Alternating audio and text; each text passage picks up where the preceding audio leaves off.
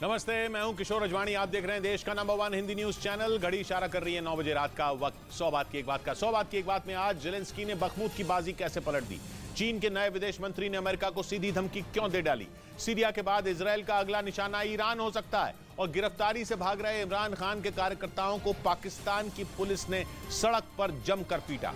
Breaking news आ रही है Ukraine से। बखमुत में भीषण जंग के बीच बाजी पलटती दिख रही है। जेलेंस्की ने वहां एक ही दिन में रूस के 1,500 से ज्यादा सैनिकों को मौत के घाट उतारने का दावा करके सबको चौंका दिया। हालांकि अब तक रूस बखमुत को अपने कब्जे में लेने की बात कर रहा था, लेकिन यूक्रेन ने 24 घंटे में पुतिन की फौज में भगदड़ मचाकर वहां बाजी पलट देने का दावा कर दिया। नुकसान भी 2-4 सैनिकों का नहीं, बल्कि एक बार में 1600 जवानों का काम तमाम करने का दावा है। हालांकि पुतिन किसी भी कीमत पर बखमुत को हाथ से निकलने देना नहीं चाहते हैं, जबकि यूक्रेन की सेना भी रूसी फौज को पीछे धकेलने में भी जी जान से जुटी है। जेलेंस्की ने तो यह भी ऐलान कर दिया है कि उसके सैनिक बखमुत से किसी भी सूरत में पीछे नहीं हटेंगे और जरूरत पड़ने पर वो उनकी मदद के लिए सैनिक और हथियार भी भेजेंगे। जेलेंस्की का दावा है कि यूक्रेन की सेना ने एक दिन में रूस के 1600 से ज्यादा सैनिकों का खात्मा कर दिया, जिससे पुतिन की फौज में भगदड़ मच गई। हालांकि रूस की तरफ से जेलेंस्की के इस दावे की पुष्टि नहीं की गई, लेकिन पश्चिमी मीडिया का कहना है कि यूक्रेन के जोरदार पलटवार से पुतिन की सेना को बखमुत में कई मोर्चों से पीछे तक हटना पड़ा है। दावा यह भी है कि रूसी सैनिकों और वैगनर ग्रुप के बीच फूट पड़ चुकी है। इसी वजह से यूक्रेन का कहना है कि बखमुत के अंदर उसके सैनिक रूसी सेना पर भारी पड़ रहे हैं और आने वाले दिनों में वो उन्हें वहां से खदेड़ भी देंगे। लेकिन रूस का दावा है कि कुछ दिनों में बखमुत पर उसका कब्जा हो जाएगा, जिसके बाद उसकी सेना दूसरे शहरों पर हमले तेज करेगी। पिछले कई महीनों से पुतिन की सेना ने बखमुत को जीतने के लिए अपनी पूरी ताकत झोंक रखी है और यूक्रेन के सैनिकों को शहर से खदेड़ने के लिए आसमान से मिसाइलों की बारिश कर रही है, जबकि जमीन पर पुतिन के सैनिक और वैगनर ग्रुप के लड़ाके जेलेंस्की की फौज पर कहर बनकर टूट रहे हैं। रूस का दावा है कि उसकी सेना बखमुत में दाखिल हो चुकी है, जबकि वैगनर ग्रुप के लड़ाकों ने पूरे शहर को घेर रखा है और वो जेलेंस्की के सैनिकों को चुन चुन कर मारने में जुटे हैं। इसीलिए रूसी सेना ये दावा कर रही है कि आने वाले कुछ घंटों में बखमुत पूरी तरह उनके कंट्रोल में होगा। लेकिन पश्चिमी मीडिया का दावा है कि बखमुत में जेलेंस्की की सेना ने अभी रूसी फौज के आगे घुटने नहीं टेके हैं, बल्कि उसके सैनिक लगातार पुतिन के सैनिकों को हर मोर्चे पर करारा जवाब दे रहे हैं। कुछ रोज पहले ही यूक्रेन के राष्ट्रपति जेलेंस्की ने यह हुंकार भरी थी कि वो बखमुत पर रूस का कब्जा नहीं होने देंगे, जबकि पुतिन की फौज का दावा है कि जल्द ही उसके सैनिक बखमुत पर रूस का झंडा फहरा देंगे। और अगर ऐसा हुआ तो यह जेलेंस्की के लिए बड़ा झटका होगा। लेकिन जेलेंस्की की परेशानी यहीं खत्म होती नहीं दिख रही, क्योंकि रूस के रक्षा मंत्री सर्गेई शोइगु ने यह हुंकार भरी कि बखमुत पर कब्जा होने के बाद वो उसके आसपास के दूसरे शहरों पर हमले तेज कर देंगे। और माना जा रहा है कि बखमुत पर कब्जा करने के बाद पुतिन के लिए पूरे डॉनबास को जीतने का दरवाजा खुल जाएगा, क्योंकि वहां जीत के बाद यूक्रेन के बड़े औद्योगिक शहर क्रमातोर्स्क और स्लोवियांस्क पर हमला आसान हो जाएगा। लेकिन जेलेंस्की के 24 घंटे में 1,500 से ज्यादा रूसी सैनिकों को खत्म करने के दावे से पुतिन की बाजी पलटती दिख रही है। और इस कामयाबी के बाद जेलेंस्की ने बखमुत की बाजी पूरी तरह अपने हाथ में करने के लिए एक फॉर्मूला तैयार किया, जिसके लिए उन्होंने अपनी सेना के अधिकारियों के साथ एक सीक्रेट मीटिंग की, जिसमें यह तय हुआ कि वैगनर ग्रुप के मुखिया येवगेनी प्रिगोजिन को जिंदा या मुर्दा पकड़कर बखमुत को अपने कंट्रोल में ले लिया जाए। ऐसा इसलिए क्योंकि बखमुत की जंग जीतने के लिए पुतिन ने वैगनर ग्रुप को पूरी छूट दे रखी है। वैगनर ग्रुप की बनाई रणनीति पर ही रूसी सेना शहर में आगे बढ़ रही है। लेकिन पश्चिमी मीडिया का दावा है कि रूसी सेना और वैगनर ग्रुप में दरार पड़ चुकी है, जिसकी वजह से पुतिन की फौज वैगनर ग्रुप के लड़ाकों को जंग लड़ने के लिए गोला बारूद नहीं दे रही, जिससे बखमुत में वैगनर ग्रुप के लड़ाके लगातार मारे जा रहे हैं। इसे लेकर कुछ रोज पहले येवगेनी प्रिगोजिन ने टेलीग्राम ऐप पर एक पोस्ट भी की थी और यह दावा किया था कि बखमुत के अंदर वैगनर ग्रुप के लड़ाकों के पास गोला बारूद खत्म होने वाला है और अगर जल्द ही उनके पास हथियार नहीं पहुंचे तो जंग में बड़ी संख्या में वैगनर ग्रुप के लड़ाके मारे जाएंगे। लेकिन जैसे ही जेलेंस्की को इस बात की खबर लगी, वो बखमुत को बचाने के लिए पूरी ताकत से जुट गए। उन्होंने फौरन अपने जनरलों की एक मीटिंग बुलाई और यह ऐलान कर दिया कि बखमुत से रूसी सेना और वैगनर ग्रुप के लड़ाकों को खदेड़ने के लिए वो और सैनिक भेजेंगे, ताकि जेलेंस्की के सैनिक बखमुत की जंग में पुतिन की सेना के सामने जरा भी कमजोर ना पड़े। क्योंकि येवगेनी प्रिगोजिन की इस पोस्ट से बखमुत में रूस की पतली होती हालत का राज सबके सामने आ गया और ये साफ हो गया कि बखमुत पर कब्जा करने का जो दावा रूस कर रहा है वो झूठा है। इसीलिए जेलेंस्की बखमुत को जीतने के लिए नई रणनीति पर काम कर रहे हैं, ताकि हर हाल में रूसी फौज को वहां से खदेड़ा जा सके। इधर आम आदमी पार्टी ने केंद्र पर आरोप लगाया कि तिहाड़ जेल के अंदर मनीष सिसोदिया को खतरनाक कैदियों के बीच में रखा गया है। यह आरोप आम आदमी पार्टी के सांसद संजय सिंह ने लगाए। और आरोप लगाते हुए उन्होंने जेल में बंद मनीष सिसोदिया की हत्या की आशंका तक जता दी। उनको आप खूंखार कैदियों के बीच में रखे हुए हैं, उनकी हत्या कराने की साजिश करा रहे हैं। संजय सिंह के बयान पर बीजेपी ने पलटवार किया। सत्ता का दुरुपयोग करते हुए जिन्होंने अपराध किया उनसे खूंखार कोई नहीं होता है सर। इस मामले में तिहाड़ जेल प्रशासन ने भी बयान जारी किया और बताया कि मनीष सिसोदिया को जेल में सुरक्षित जगह रखा गया है। साथ ही ये भी बताया गया कि मनीष सिसोदिया के सेल में कोई भी गैंगस्टर या खूंखार कैदी नहीं है। उधर इजरायल की सेना ने दावा किया कि 26 फरवरी को वेस्ट बैंक के हुवारा में 2 इजरायलियों की हत्या करने वाले आरोपी को उसकी सेना ने मार गिराया। इसके लिए इजरायल की सेना ने वेस्ट बैंक में एक बार फिर स्ट्राइक की और वहां के जनीन शरणार्थी कैंप पर धावा बोल दिया, क्योंकि इजरायल के मुताबिक उसके नागरिकों की हत्या करने का आरोपी वहीं के एक मकान में छिपा था, जिसे पकड़ने के लिए इजरायल के जवानों ने वेस्ट बैंक में ऑपरेशन चलाया। लेकिन जिस मकान में आरोपी के छिपे होने की खबर मिली थी, उस तक पहुंच पाना इजरायल के जवानों के लिए आसान नहीं रहा, क्योंकि शरणार्थी कैंप में रहने वाले फिलिस्तीनियों ने इजरायल के सैनिकों का रास्ता रोक दिया, जिसके बाद इजरायल के जवान फायरिंग करते हुए आगे बढ़ने लगे। वेस्ट बैंक में ऑपरेशन को अंजाम देने पहुंचे इजरायल के सैनिक गोलियां चलाते हुए तेजी से उस मकान की तरफ बढ़ते रहे, जहां आरोपी के छिपे होने की खुफिया सूचना मिली थी। लेकिन जनीन रेफ्यूजी कैंप में रह रहे फिलिस्तीनी सड़कों पर आ गए। इजरायल ने दावा किया कि उन्होंने उसके सैनिकों को आगे बढ़ने से रोक दिया, जिसके बाद आरोपी को मकान से बाहर निकालने के लिए इजरायल ने ड्रोन का सहारा लिया और मिसाइल से उस इलाके को निशाना बनाया जहां आरोपी छिपा था। इजरायल ने ड्रोन से किए गए हमले का एक वीडियो भी जारी किया, जिसमें एक इमारत में जोरदार धमाका होता हुआ नजर आया। इजरायल के मुताबिक धमाका होते ही आरोपी इमारत से निकलकर भागने लगा, लेकिन थोड़ी देर बाद इजरायल के जवानों ने उसे घेर लिया और गोलियां बरसाकर उसे ढेर कर दिया, जिसके बाद गुस्साए हुए फिलिस्तीनियों ने इजरायल के सैनिकों पर हमला बोल दिया।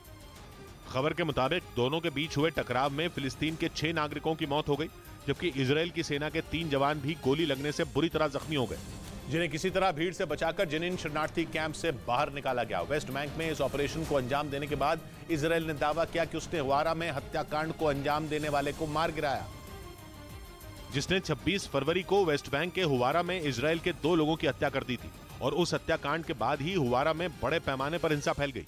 इजरायल के लोगों ने फिलिस्तीन के ठिकानों पर हमले बोल दिए थे। वहां दर्जनों इमारतों को आग के हवाले कर दिया गया।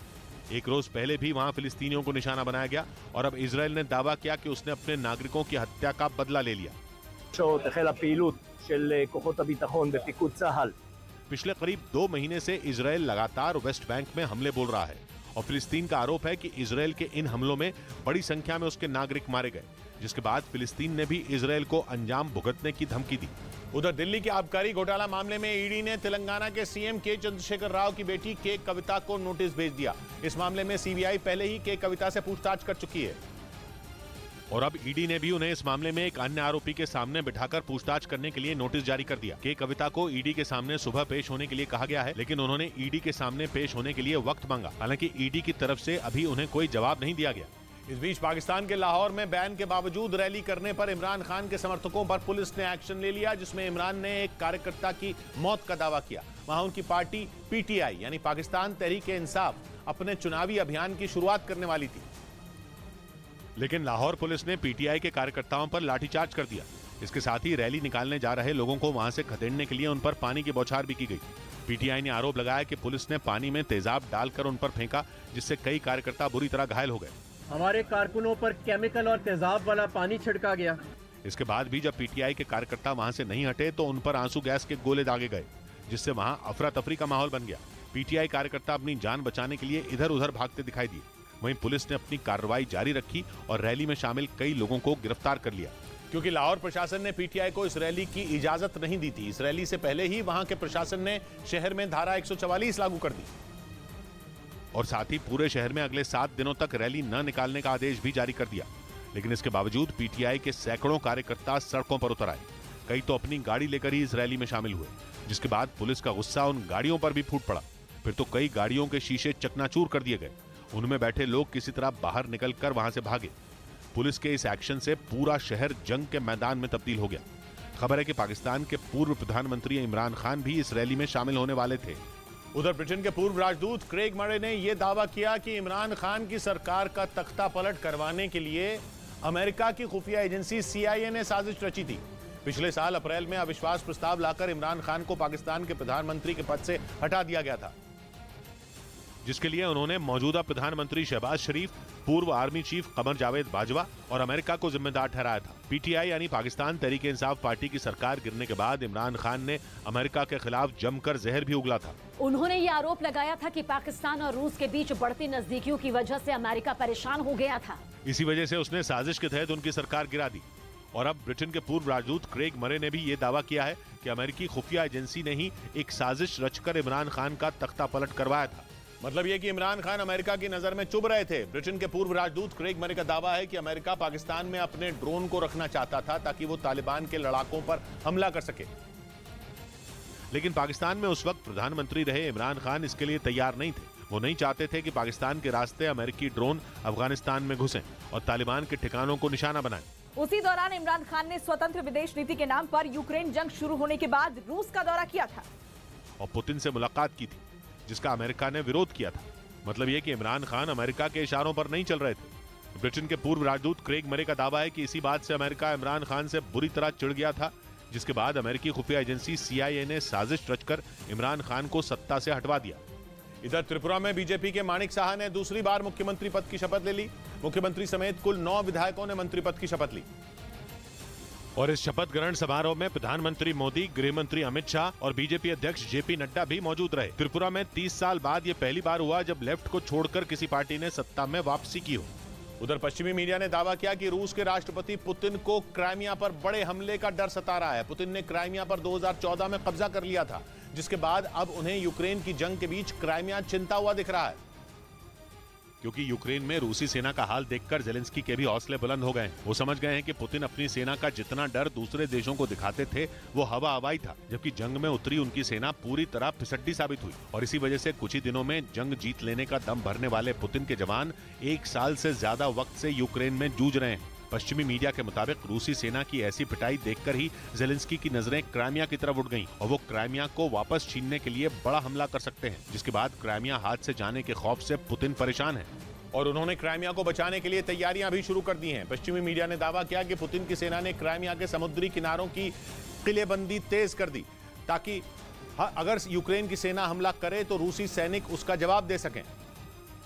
क्योंकि पुतिन नहीं चाहते कि क्राइमिया को बचाने के लिए कोई कोर कसर छोड़ी जाए। 2014 में कब्जे के बाद रूस ने क्राइमिया को अपने हथियारों के डिब्बों की तरह इस्तेमाल किया है। वहाँ रूस के एयरबेस पर सुखोई जैसे विमान तैनात रहते हैं, जबकि नेवल बेस पर जंगी जहाजों और पनडुब्बियों ने भी मोर्चा संभाल रखा है। क्राइमिया के रास्ते ही पुतिन की फौज ने यूक्रेन के दक्षिणी हिस्से पर हमला बोला था और अब रूस की सेना ने क्राइमिया पर हमले से निपटने की तैयारी तेज कर दी। वहां से आई कई तस्वीरों में समंदर के किनारे बड़े बड़े गड्ढे खुदे हुए दिखाई दिए, जो सैनिकों के छिपकर लड़ने के लिए बनाए जाते हैं।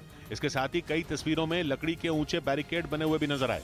और पश्चिमी मीडिया के मुताबिक उन्हें रूस के सैनिकों ने ही तैयार किया है, क्योंकि रूसी सेना इस बात से डरी हुई है कि यूक्रेन की फौज कभी भी समंदर के रास्ते क्राइमिया पर हमला बोल सकती है। और अगर उससे मुकाबला करने की तैयारी पहले ही नहीं की गई तो क्राइमिया रूस के हाथ से निकल जाएगा, क्योंकि यूक्रेन पर हमले के बाद से क्राइमिया पर भी हमले बढ़े हैं, जिनके पीछे यूक्रेन का ही हाथ माना जाता है। कुछ रोज पहले भी वहां के सेवेस्तोपोल नेवल बेस और एक एयरबेस पर अटैक होने की खबर सामने आई थी। तब दावा किया गया था कि दोनों जगहों पर ड्रोन से मिसाइलें दागी गई थी और ये हमला यूक्रेन नहीं किया था। कहा जा रहा है कि इसी के बाद पुतिन क्राइमिया को लेकर सावधान हो गए। उन्हें ये चिंता सताने लगी कि यूक्रेन समंदर के रास्ते भी हमला कर सकता है और इसीलिए उन्होंने क्राइमिया में मौजूद अपने जवानों को उसकी किलेबंदी करने के काम पर लगा दिया। इस बीच पश्चिमी मीडिया ने यह दावा भी किया कि क्राइमिया पर हमला यूक्रेन के साथ साथ पश्चिमी देशों पर भी भारी पड़ सकता है। क्योंकि क्राइमिया पर हमला हुआ तो पुतिन गुस्से में परमाणु बम भी दाग सकते हैं, जिसकी धमकी वो अमेरिका और यूरोप के देशों को कई बार दे चुके हैं। लेकिन पश्चिमी मीडिया ये आशंका जता रहा है कि क्राइमिया पर हमला हुआ तो वो ऐसा करके दिखा भी देंगे, क्योंकि पुतिन का गुस्सा कर्ज ब्रिज पर हुए हमले के बाद पूरी दुनिया ने देखा था। ये ब्रिज रूस को क्राइमिया से जोड़ता है, जिसे पिछले साल धमाका करके उड़ाने की कोशिश की गई। और कर्ज ब्रिज पर हुए उस हमले के बाद पुतिन ने यूक्रेन के शहरों को मिसाइलों की मार से बेदम कर दिया था, जबकि इस बार तो बात क्राइमिया पर हमले की हो रही है। इसी वजह से यह आशंका जताई जा रही है कि ऐसा हुआ तो पुतिन परमाणु बम दाग देंगे। इस बीच फेसबुक और इंस्टाग्राम चलाने वाली कंपनी मेटा फिर छटनी की तैयारी में है। इससे पहले कंपनी ने बीते साल नवंबर में 11,000 कर्मचारियों को बाहर का रास्ता दिखाया था। जिसके बाद कंपनी अब दूसरी बार की छटनी की तैयारी में है। एक रिपोर्ट के मुताबिक कंपनी अगले हफ्ते हजारों कर्मचारियों को निकाल सकती है। फेसबुक और इंस्टाग्राम चलाने वाली कंपनी मेटा अपने खर्चों में कटौती कर रही है और इसी के तहत वो कंपनी से हजारों कर्मचारियों को निकालने की तैयारी में है। इधर भारतीय नौसेना ने चीन और पाकिस्तान को एक साथ अपना दम दिखाया। उसने जमीन से हवा में मार करने वाली मध्यम दूरी की खतरनाक मिसाइल का सफल परीक्षण किया, जिसे स्वदेशी जंगी जहाज INS विशाखापट्टनम से दागा गया। नौसेना ने MRSAM यानी medium range surface to air missile के परीक्षण का एक वीडियो भी जारी किया, जिसमें रात के समय दागी गई मिसाइल गरजती हुई आसमान की तरफ जाती दिखाई दी।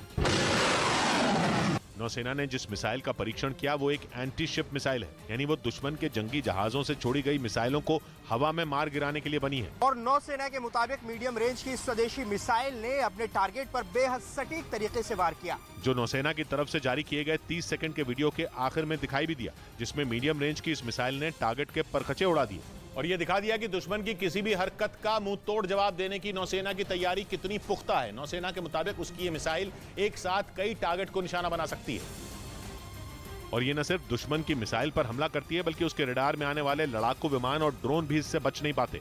जमीन से हवा में मार करने वाली ये मिसाइल 70 किलोमीटर दूर मौजूद टारगेट को आसानी से खत्म कर देती है।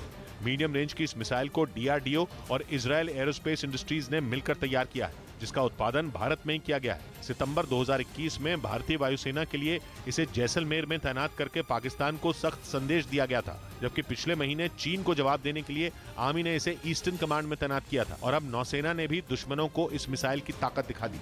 उधर दिन भर के उतार चढ़ाव के बाद शेयर बाजार तेजी के साथ बंद हुआ। सेंसेक्स और निफ्टी दोनों ही हरे निशान पर रहे और बाजार की इस तेजी की वजह से होली के दिन निवेशकों को काफी फायदा हुआ। कारोबार खत्म होते वक्त सेंसेक्स 123 अंकों के उछाल के साथ 60,348 पर बंद हुआ, जबकि निफ्टी भी 43 अंकों की बढ़त के साथ 17,700 के ऊपर बंद हुआ। इस बीच यूरोप के देश जॉर्जिया में एक नए बिल के खिलाफ सैकड़ों लोग सड़कों पर उतर आए, क्योंकि उसके कानून बनते ही वहां अपनी फंडिंग का 20% से ज्यादा हिस्सा विदेश से पाने वाले संगठनों को फॉरेन एजेंट के तौर पर रजिस्टर कर दिया जाएगा। और इसीलिए इस बिल के खिलाफ सैकड़ों लोग सड़क पर उतर आए, जिन्हें काबू करने के लिए पुलिस को उन पर पानी की बौछार करनी पड़ गई। लेकिन इसके बावजूद वो पीछे हटने को तैयार नहीं हुए, बल्कि उनका प्रदर्शन और ज्यादा उग्र हो गया। प्रदर्शनकारियों ने पुलिस वालों पर ही पटाखों से हमला कर दिया। इस बिल के खिलाफ विपक्ष के नेताओं ने भी मोर्चा खोल दिया और साफ कह दिया कि वो किसी भी कीमत पर इस बिल को संसद में पास नहीं होने देंगे। विपक्ष का आरोप है कि जो कानून सरकार बनाना चाहती है वो रूस में बने एक सख्त कानून पर आधारित है, जिसके आने के बाद लोगों के बोलने की आजादी छिन जाएगी। इसीलिए प्रदर्शनकारियों के साथ विपक्ष के नेताओं ने सड़कों पर उतरकर जोरदार हंगामा किया। इस दौरान हालात ऐसे बन गए कि पुलिस को आंसू गैस के गोले दागने पड़े। प्रदर्शनकारी संसद की तरफ बढ़ रहे थे, जिन्हें रोकने के लिए पुलिस वालों ने हर तरह की सख्ती बरती, लेकिन इसके बावजूद उन्होंने संसद भवन का घेराव किया, जिसके बाद कुछ प्रदर्शनकारियों को पुलिस ने हिरासत में भी ले लिया। एक दिन पहले ही इसी बिल के खिलाफ वहां की संसद में कुछ सांसदों के बीच हाथापाई भी हो गई थी। इधर कांग्रेस नेता प्रियंका गांधी के PA संदीप सिंह के खिलाफ मेरठ में FIR दर्ज कराई गई। फिल्म अभिनेत्री अर्चना गौतम के पिता ने SC/ST एक्ट के तहत केस दर्ज कराया, जिसमें आरोप है कि संदीप सिंह ने अर्चना गौतम के साथ बदसलूकी की और जाति सूचक शब्दों का इस्तेमाल किया। आरोप के मुताबिक पिछले महीने रायपुर में कांग्रेस अधिवेशन के दौरान जब अर्चना ने प्रियंका गांधी से मुलाकात की कोशिश की तो संदीप सिंह ने उनके साथ बदसलूकी की। उधर यूक्रेन जंग के बीच जेलेंस्की का अमेरिका से एक ऐसा स्मार्ट बम मिल गया जो रूसी सेना के लिए काल बन सकता है। अमेरिका के मुताबिक उसका यह बम GPS से लैस है, यानी इस बम में ऐसी तकनीक है जो जंग के मैदान में दुश्मन का पता बता देगी और एक बार उसके ठिकाने का पता चलते ही ये बम दुश्मन को बर्बाद करके ही दम लेगा। अमेरिका का दावा है कि उसके JDAMR बम की रेंज 72 किलोमीटर है, यानी ये इतनी दूरी तक अपने टारगेट को तबाह कर सकता है। खबर यह भी है कि अमेरिका ने यूक्रेन की वायुसेना में मौजूद MiG-29 और सुखोई 27 लड़ाकू विमानों में अपने इन JDAMR बमों को फिट किया है, ताकि ये रूसी सेना पर कहर बनकर टूट सके। दावा है कि ये बम कभी भी अपने निशाने से नहीं चूकता। अमेरिका का तो यह भी कहना है कि अगर रूसी सेना इस बम के GPS को जैम भी कर दे तब भी वो अपने टारगेट को भेज सकता है। और इसके साथ ही इस बम का इस्तेमाल किसी भी मौसम में किया जा सकता है, जिसका मतलब है कि यूक्रेन की सेना इसकी मदद से बड़ी संख्या में रूस के सैनिकों या उसके सैन्य ठिकानों को तबाह कर सकती है।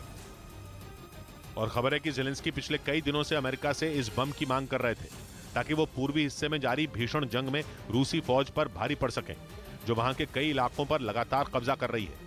हालांकि इस बात की जानकारी नहीं मिल सकी कि अमेरिका ने यूक्रेन को कितने JDAMR बम दिए हैं, लेकिन अमेरिका का दावा है कि ये बम इतना सटीक निशाना साधता है कि ये कभी भी फेल नहीं हो सकता। यानी जितने भी बम यूक्रेन को मिले हैं उनसे वो रूसी सेना को भारी नुकसान पहुंचा सकता है। इधर उद्धव ठाकरे गुट के सांसद संजय राउत ने विशेषाधिकार हनन मामले में जवाब देने के लिए महाराष्ट्र विधानसभा के स्पीकर से वक्त मांगा। इस मामले में संजय राउत को 3 मार्च तक जवाब देना था, लेकिन वो अपना जवाब विधानसभा स्पीकर को नहीं भेज पाए और अब उन्होंने नोटिस पर जवाब देने के लिए विधानसभा स्पीकर से मोहलत मांगी। असल में संजय राउत ने एक रैली में महाराष्ट्र विधानसभा की तुलना चोरों की सभा से कर दी थी और इसी वजह से उनके खिलाफ विशेषाधिकार हनन प्रस्ताव पास किया गया।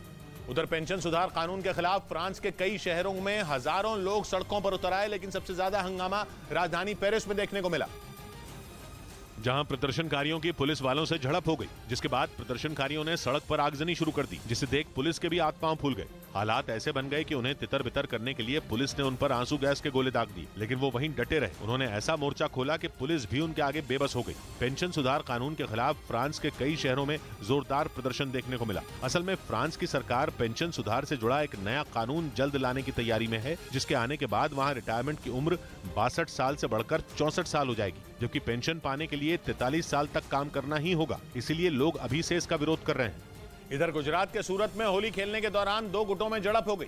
इस दौरान दोनों तरफ के लोगों ने एक दूसरे पर जमकर लात घूंसे बरसाए और इस मारामारी में महिलाएं भी शामिल रहीं।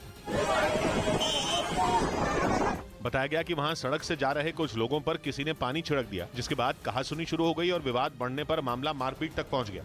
इस बीच उत्तर कोरिया ने दक्षिण कोरिया पर तोप से ताबड़तोड़ गोले दागने का आरोप लगाया। दावा किया गया कि यह गोलाबारी उसकी सीमा के पास की गई, जिसके बाद दोनों देशों के बीच तनाव अपने चरम पर पहुंच गया। उत्तर कोरिया ने इसके लिए दक्षिण कोरिया को सख्त चेतावनी दे डाली।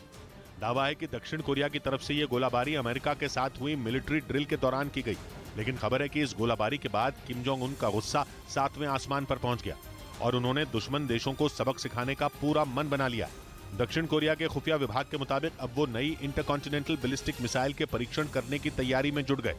दावा है कि उत्तर कोरिया जल्द इसका परीक्षण करेगा और साथ ही वो एक बड़ी मिलिट्री ड्रिल भी करने की तैयारी में है।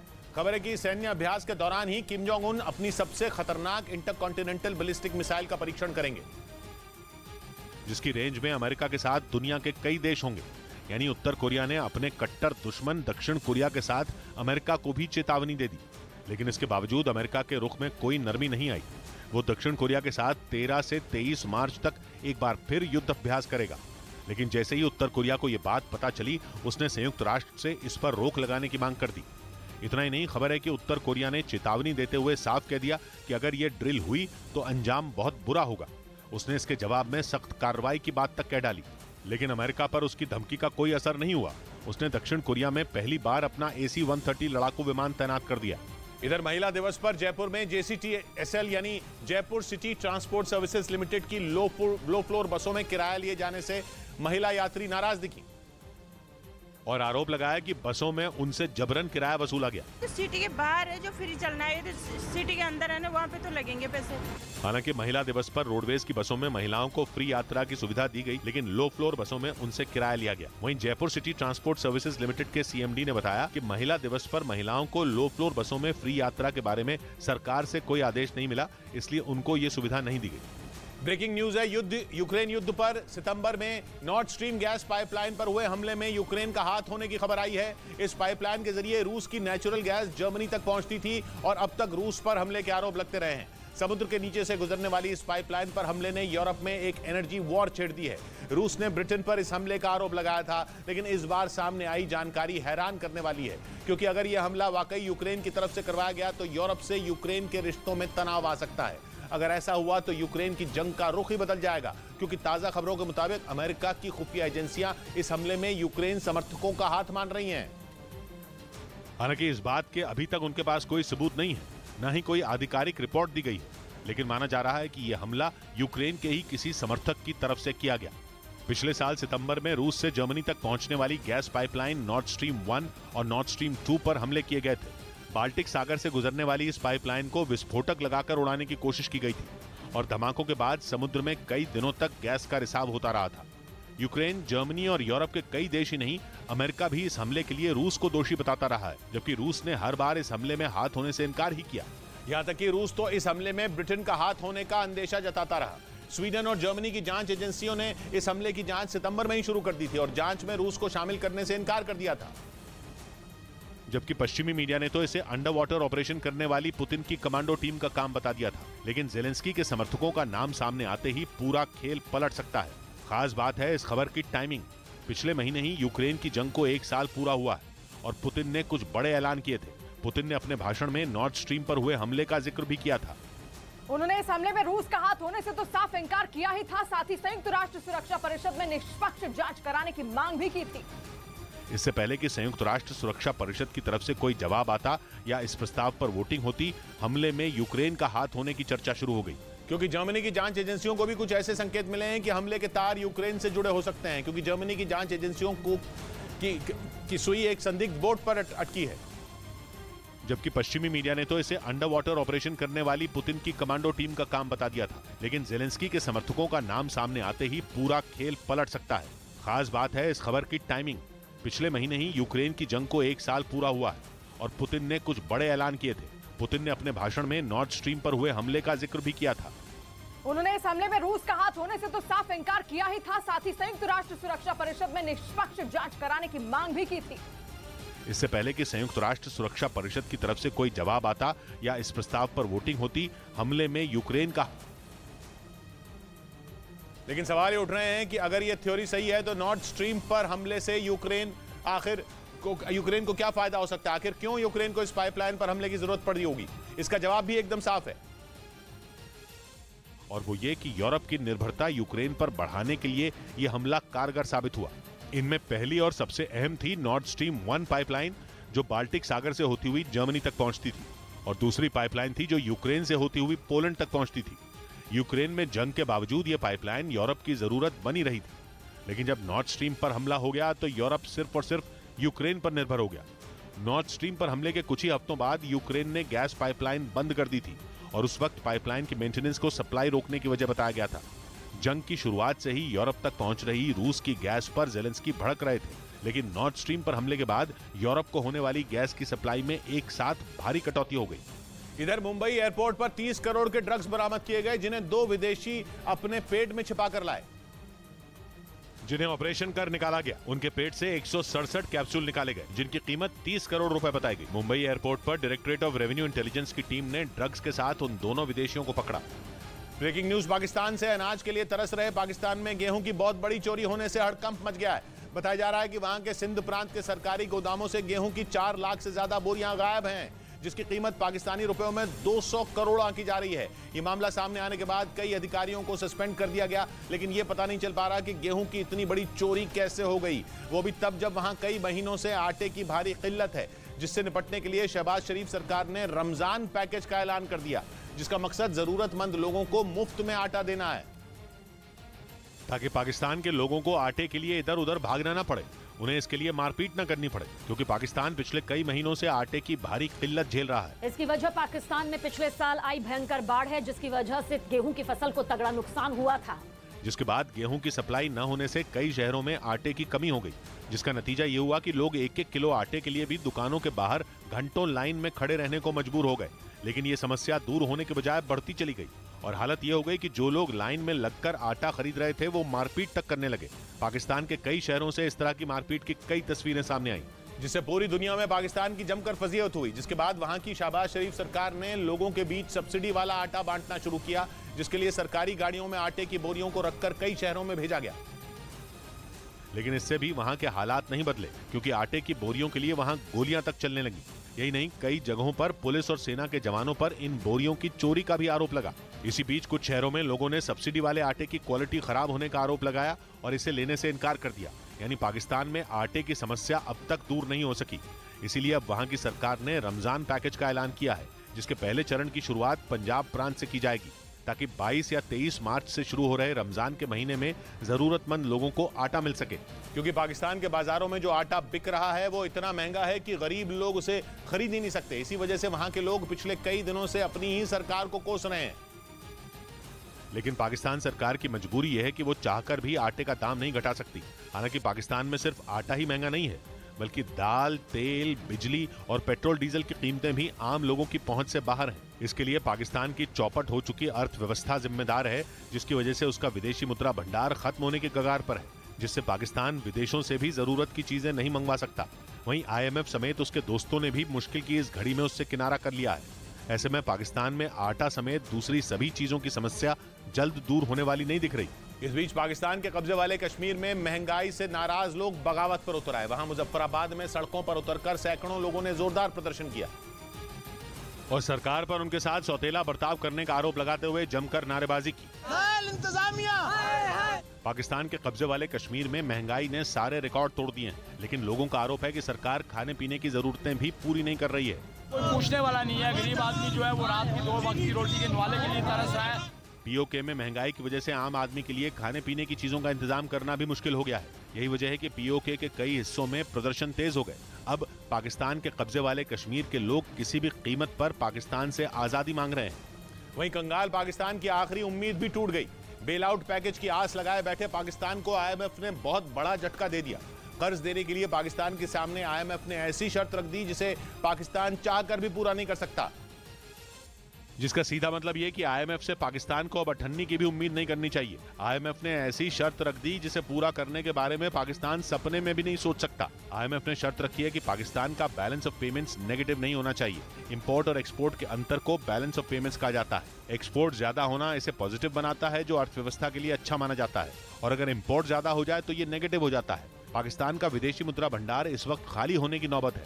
ऐसा इसलिए क्योंकि पाकिस्तान का इंपोर्ट तो बहुत ज्यादा है, जबकि एक्सपोर्ट काफी कम है। और IMF ने कह दिया है कि उसे बैलेंस ऑफ पेमेंट्स ठीक करने के बाद ही बेल आउट पैकेज दिया जा सकता है। अब कुछ हफ्तों या महीनों में किसी भी देश की अर्थव्यवस्था में इतने बड़े बदलाव तो लगभग नामुमकिन ही माने जाते हैं। ऊपर से पाकिस्तान की मुसीबत यह है कि अगर 30 जून से पहले उसे IMF से बेल आउट पैकेज की किस्त नहीं मिली तो ये पैकेज ही खत्म मान लिया जाएगा। मतलब उसके बाद बेल आउट पैकेज भी खत्म और पाकिस्तान की आखिरी उम्मीद भी खत्म। जिस पैकेज के लिए पाकिस्तान IMF के सामने गिड़गिड़ा रहा है वो कुल $650 करोड़ का है। पैकेज की जो किस्त पाकिस्तान को मिलनी है वो केवल $110 करोड़ की है। खबर है कि पाकिस्तान की सरकार ने तो IMF की इस नई शर्त पर शोर मचाना भी शुरू कर दिया। पाकिस्तान के वित्त मंत्री ने कहा कि पहले IMF ने ऐसी कोई शर्त नहीं रखी थी, और ऐसा इसलिए क्योंकि पाकिस्तान भी इस शर्त का मतलब अच्छी तरह समझता है। अगर IMF अपनी इस शर्त पर टिका रहा तो IMF के दरवाजे तो पाकिस्तान के लिए पूरी तरह से बंद हो जाएंगे, वो भी ऐसे वक्त पर जब पाकिस्तान की अर्थव्यवस्था दम तोड़ चुकी है और उसे इस पैकेज की सबसे ज्यादा जरूरत है। पाकिस्तान की सरकार तो IMF के साथ नए सिरे से बातचीत करने की तैयारी कर रही थी। पाकिस्तान की कोशिश IMF को भरोसा दिलाने की है कि उसकी सारी शर्तें पूरी कर ली गई हैं। लेकिन उससे पहले ही IMF ने सबसे बड़ी और कड़ी शर्त लगाकर उसके प्लान पर पानी फेर दिया। हालांकि पाकिस्तान के सामने एक ही विकल्प है कि उसका कोई दोस्त उसके लिए खजाने का दरवाजा खोल दे, लेकिन न तो मुस्लिम देशों के मसीहा मुल्क उसका साथ दे रहे हैं और न ही चीन उसकी कोई मदद कर रहा है। मतलब साफ है कि इस बार पाकिस्तान को कोई नहीं बचा सकता। इधर मध्य प्रदेश के रतलाम में एक ही परिवार के 4 लोगों की डूबकर मौत हो गई। हादसा उस वक्त हुआ जब सभी लोग होली खेल रहे थे, लेकिन तभी खेतों के बीच बने तालाब में एक लड़का डूबने लगा। उसे बचाने के लिए 3 और लोग पहुंचे, लेकिन वो भी पानी में समा गए। सूचना मिलने पर पुलिस भी पहुंच गई और गांव वालों की मदद से शवों को निकाला गया। 4 व्यक्तियों की इसमें मृत्यु डूबने से हुई है। इस घटना पर दुख जताते हुए शिवराज सिंह ने पीड़ित परिवारों को 4-4 लाख रुपए की मदद देने का ऐलान किया। उधर यूक्रेन से जंग के बीच रूस में महिलाएं भी युद्ध की ट्रेनिंग ले रही हैं। रूस के येकातेरिनबर्ग शहर में उन्हें लड़ाई की ट्रेनिंग दी जा रही है, जिसमें दुश्मन पर वार करने के साथ साथ उसके हमले से खुद को बचाने के गुर सिखाए जा रहे हैं। पुतिन की ये लेडी आर्मी खतरनाक बंदूकों को भी चलाना सीख रही है। बताया गया कि इनमें ज्यादातर महिलाएं अपना काम, घर परिवार और बच्चों को छोड़कर अभ्यास करने के लिए आती हैं। रूसी सेना के जवान येकातेरिनबर्ग शहर के एक स्पोर्ट्स क्लब में इन महिलाओं को हफ्ते में 3 दिन ट्रेनिंग देते हैं। हालांकि इस ट्रेनिंग का आयोजन एक निजी संस्था करवाती है, जिसका मकसद रूस के लोगों में देशभक्ति की भावना जगाना है। आयोजकों ने बताया कि ट्रेनिंग के बाद इन महिलाओं को युद्ध के मैदान में भेजने की फिलहाल कोई योजना नहीं है, लेकिन लेडी आर्मी को इस हिसाब से तैयार किया जा रहा है कि जरूरत पड़ने पर वो जंग में भी मोर्चा संभाल सकें। इधर महाराष्ट्र में निर्दलीय विधायक ओम प्रकाश बाबूराव काडू उर्फ बच्चू काडू को अदालत से बड़ा झटका लगा। नासिक की जिला और सत्र अदालत ने उन्हें मारपीट के एक मामले में 2 साल की सजा सुना दी और उन पर 5,000 का जुर्माना भी लगाया गया। बच्चू काडू पर साल 2017 में नासिक नगर निगम के कमिश्नर से मारपीट करने और सरकारी काम में बाधा डालने के आरोप लगे थे। अब अदालत ने उसी मामले में उन्हें 2 साल के लिए जेल भेज दिया। उधर बांग्लादेश की राजधानी ढाका में एक 7 मंजिला इमारत में जोरदार धमाका हो गया। धमाके के बाद इमारत में आग लगने से 16 लोगों की जान चली गई और 100 से ज्यादा घायल हो गए। ये धमाका ढाका के भीड़ भाड़ वाले गुलिस्तान इलाके में हुआ, जहां 7 मंजिला इमारत में धमाके के बाद 2 मंजिलें पूरी तरह आग की चपेट में आ गईं, जिसमें 16 लोगों की जान चली गई। जबकि रेस्क्यू के काम में जुटी फायर ब्रिगेड टीम के मुताबिक मरने वालों का आंकड़ा और बढ़ सकता है। इस हादसे में बगल की इमारतों को भी नुकसान पहुंचा। घायल हुए लोगों में किसी को एम्बुलेंस तो किसी को ठेले पर रखकर अस्पताल पहुंचाया गया, लेकिन इतना बड़ा धमाका कैसे हुआ ये अब तक पता नहीं चल पाया। इस बीच पंजाब के आनंदपुर साहिब में एक युवक की हत्या के बाद से तनाव का माहौल है। वहां एक दिन पहले होला मोहल्ला के मेले के दौरान सिखों के निहंग समुदाय के कपड़े पहने हुए एक लड़के की हत्या कर दी गई थी, जिसके बाद से वहां तनाव का माहौल है। बताया गया कि निहंगों वाले कपड़े पहने हुए उस लड़के की वहां कुछ लड़कों से पहले कहासुनी हुई और उनके बीच मारपीट शुरू हो गई, जिसमें उसकी मौत हो गई। इस घटना में जिस लड़के की मौत हुई वो पिछले महीने ही कनाडा से आया था। उधर इजरायल के मीडिया ने ऐसा विस्फोटक दावा किया कि ईरान में सनसनी मची है, क्योंकि दावा यह है कि इजरायल ईरान के पड़ोसी और उसके दुश्मन अजरबैजान में चोरी छिपे हथियारों का जखीरा तैयार करने में लगा है। और अजरबैजान को हथियारों की ये सप्लाई आज से नहीं बल्कि कई साल से चल रही है और बेरोक-टोक चल रही है, जिसका एक ही मतलब है कि इजरायल और ईरान की जंग अब दूर नहीं। वैसे भी अजरबैजान इजरायल से अब तक उसकी बैलिस्टिक मिसाइलों से लेकर एयर डिफेंस सिस्टम और ड्रोन तक खरीद चुका है। इजरायल के मीडिया का दावा है कि बीते 7 साल में अजरबैजान से 92 बार हवाई जहाज इजरायल के दक्षिण में मौजूद उफ्दा एयरबेस पर उतरे। अजरबैजान की जिस एयरलाइन के विमान इजरायल के एयरबेस पर पहुंचे वो थी सिल्क वे एयरलाइंस। सिल्क वे एयरलाइंस दुनिया के कई देशों के रक्षा मंत्रालयों के लिए काम करती है और दावा है कि उसी एयरलाइन के विमान हथियार लेकर इजरायल से अजरबैजान पहुंचे, यानी इजरायल धड़ल्ले से अजरबैजान को हथियार देने में लगा है और इसलिए ईरान के लिए यह खतरे की बहुत बड़ी घंटी है, क्योंकि ईरान को इजरायल फूटी आंख नहीं सुहाता और इजरायल मुफ्त में तो अजरबैजान को हथियार देता नहीं, इसके बदले में वो अजरबैजान से तेल लेता है। इतना ही नहीं, अजरबैजान को हथियार देने की इजरायल और भी बड़ी कीमत वसूलता है। ऐसी कई मीडिया रिपोर्ट छप चुकी हैं जो ये दावा करती हैं कि अजरबैजान ने इजरायल की सीक्रेट सर्विस मोसाद को अपने यहाँ एजेंट बैठाने की खुली छूट दी हुई है, ताकि इजरायल ईरान की एक एक हरकत पर सीधी नजर रख सके। क्योंकि भले ही ईरान और इजरायल एक दूसरे के कट्टर दुश्मन हैं, लेकिन दोनों पड़ोसी नहीं हैं। यहीं पर पिक्चर में अजरबैजान आता है, क्योंकि ईरान की अजरबैजान से भी नहीं बनती, लेकिन इजरायल और अजरबैजान के रिश्ते काफी अच्छे हैं। इसलिए ईरान में हड़कंप मचा है, क्योंकि अजरबैजान ईरान का पड़ोसी है। ईरान को इस बात का डर है कि इजरायल अजरबैजान को हथियार सप्लाई करके उसके पड़ोस में अपना हथियार डिपो बनाने में जुटा है, ताकि इजरायल अजरबैजान के रास्ते कभी भी ईरान पर हमला बोल सके। वैसे भी इजरायल 2 हफ्ते पहले खुल्लम खुल्ला ऐलान कर चुका है कि ईरान जैसा लातों का भूत बातों से नहीं मानने वाला, इसलिए उसके होश ठिकाने लगाने का सिर्फ एक ही रास्ता है और वो है जंग। यानी इजरायल ईरान के साथ वही खेल खेलने में लगा है जो ईरान उसके साथ खेलता आया है, क्योंकि ईरान इजरायल के पड़ोस में मौजूद लेबनान में चरमपंथी संगठन हिजबुल्ला को हथियार मुहैया कराता आया है और हिजबुल्ला और इजरायल दुश्मन है। इधर तेलंगाना के हैदराबाद में वाईएसआर तेलंगाना पार्टी के अध्यक्ष वाईएस शर्मिला को पुलिस ने हिरासत में ले लिया। वहां वो महिलाओं के खिलाफ अपराधों का विरोध कर रही थी और इसी दौरान पुलिस ने उन्हें हिरासत में ले लिया। इसके बाद तो वहां हंगामा ही शुरू हो गया। उनकी पार्टी के नेता पुलिस की गाड़ी के सामने ही बैठ गए, जिन्हें पुलिस ने जबरन वहां से हटाया और फिर वो वाईएसआर तेलंगाना पार्टी की अध्यक्ष वाईएस शर्मिला को अपने साथ ले गई, जो मुंह पर काली पट्टी बांधकर राज्य सरकार के खिलाफ प्रदर्शन कर रही थी। उधर श्रीलंका की राजधानी कोलंबो में सैकड़ों छात्रों ने सरकार के खिलाफ जोरदार प्रदर्शन किया। यूनिवर्सिटी के छात्र सरकार से अपने वादे पूरे करने की मांग करते हुए सड़कों पर उतरे, जिन्हें हटाने के लिए पुलिस ने भी पूरी तैयारी कर रखी थी। पहले तो प्रदर्शनकारी छात्रों के खिलाफ पानी की बौछार का इस्तेमाल किया गया। इसके बाद छात्रों को भगाने के लिए आंसू गैस के गोले छोड़े गए। प्रदर्शन कर रहे छात्रों की मांग है कि सरकार अपने वादे पूरे करे और स्थानीय स्तर का चुनाव कराए। इसके अलावा यूनिवर्सिटी छात्र संगठन के गिरफ्तार लोगों को रिहा करने की भी मांग की गई। श्रीलंका में महीनों से छात्रों की ओर से इसी तरह का प्रदर्शन जारी है। इस बीच इटली की राजधानी रोम में वहां की वायुसेना के 2 विमानों की ट्रेनिंग के दौरान आपस में टक्कर हो गई, जिसके बाद दोनों विमान आसमान से सीधे जमीन पर आ गिरे और इस हादसे में दोनों ही विमानों के पायलटों की मौत हो गई। हादसे के बाद का एक वीडियो भी सामने आया, जिसमें एक विमान रिहायशी इलाके में सड़क के किनारे आग की लपटों से घिरा नजर आया, जबकि दूसरे विमान का मलबा वहां से कुछ दूर एक मैदान में मिला। वहीं खबर है कि पश्चिम एशिया के 2 ताकतवर मुल्क एक दूसरे के दुश्मन बनने की तरफ तेजी से बढ़ रहे हैं। यूएई और सऊदी अरब हमेशा से एक दूसरे के दोस्त रहे हैं, लेकिन फिलहाल दोनों के बीच तलवारें खिंची होने की खबर है। जिसकी कोई साफ वजह सामने नहीं आई। यूएई और सऊदी अरब दोनों में ही सुन्नी मुसलमानों का दबदबा है। दोनों ही देश दशकों से अमेरिका के दोस्त रहे हैं। दोनों की ही अर्थव्यवस्था कच्चे तेल के दम पर चलती रही है, लेकिन दोनों के बीच कभी ऐसा तनाव नहीं बना जैसा अब दिख रहा है। दोनों के बीच तलवारें खिंचने का संकेत जनवरी में मिला था। उस वक्त यूएई की राजधानी अबू धाबी में पश्चिम एशिया के देशों का शिखर सम्मेलन हुआ था, लेकिन सऊदी अरब के क्राउन प्रिंस इस शिखर सम्मेलन में शामिल नहीं हुए थे। इसके बाद यूएई के राष्ट्रीय सुरक्षा सलाहकार शेख तैमूर बिन जायद ने सऊदी अरब का दौरा किया। अटकलें लगाई गईं कि यह दौरा दोनों मुल्कों में तनाव कम करने की कोशिश थी, लेकिन इसका भी कोई फायदा नहीं हुआ। इधर दिल्ली के भजनपुरा इलाके में एक 4 मंजिला इमारत के गिरने से हड़कंप मच गया। इमारत के गिरने का एक वीडियो भी सामने आया, जिसमें देखा गया कि वो इमारत कुछ ही सेकंड के भीतर भरभरा कर गिर गई।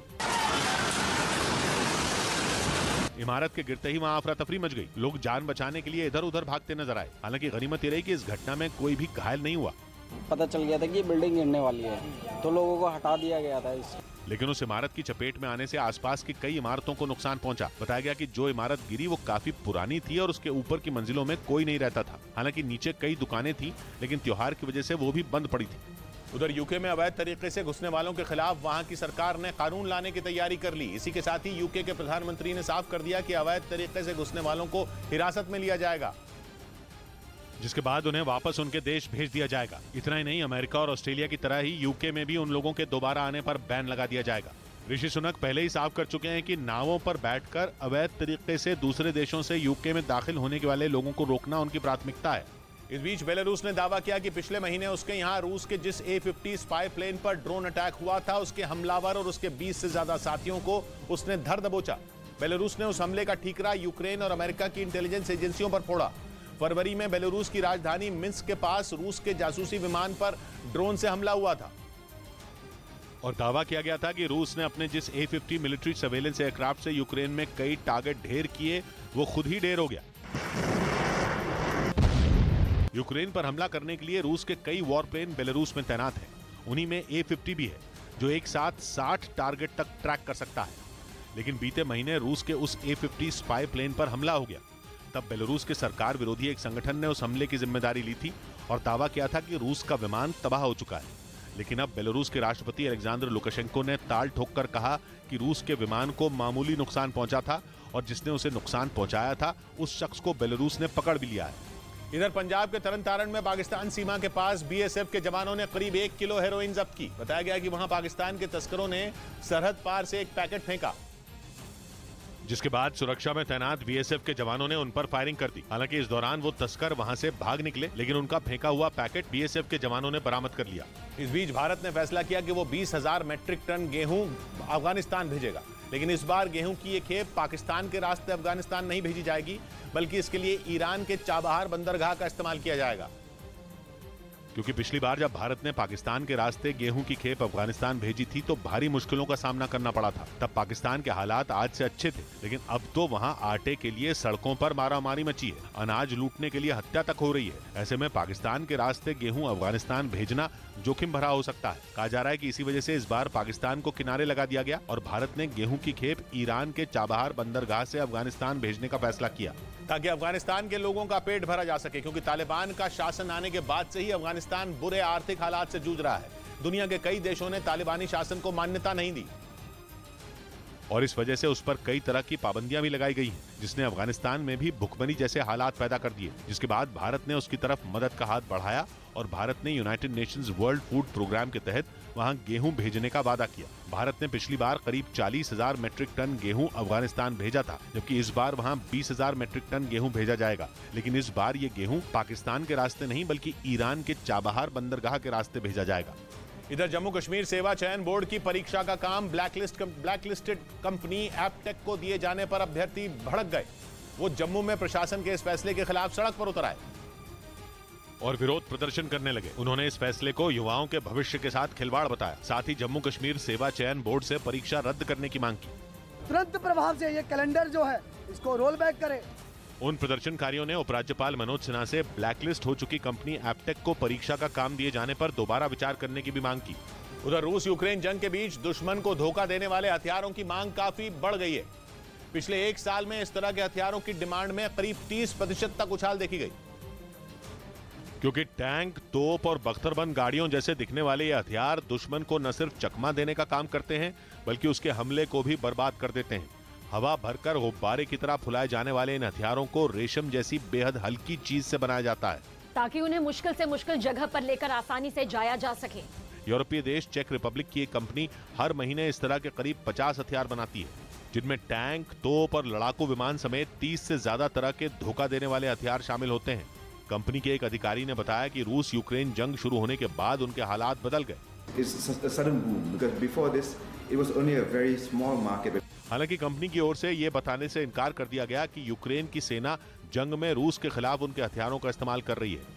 इस बीच बिहार के हाजीपुर में सब्जी तोड़ने की वजह से दो पक्षों के बीच बड़ा विवाद हो गया। विवाद इतना बढ़ गया कि दोनों पक्षों के लोगों में मारपीट तक हो गई, जिसे खत्म कराने के लिए बड़ी संख्या में पुलिस वाले भी गांव में पहुंचे। इसका वीडियो भी सामने आया जिसमें गुस्साए लोग पुलिस से भी बहस करते दिखे। फिर अचानक लोगों की भीड़ पुलिस की ओर दौड़ी। इसके बाद जो हुआ, ब्रेक के बाद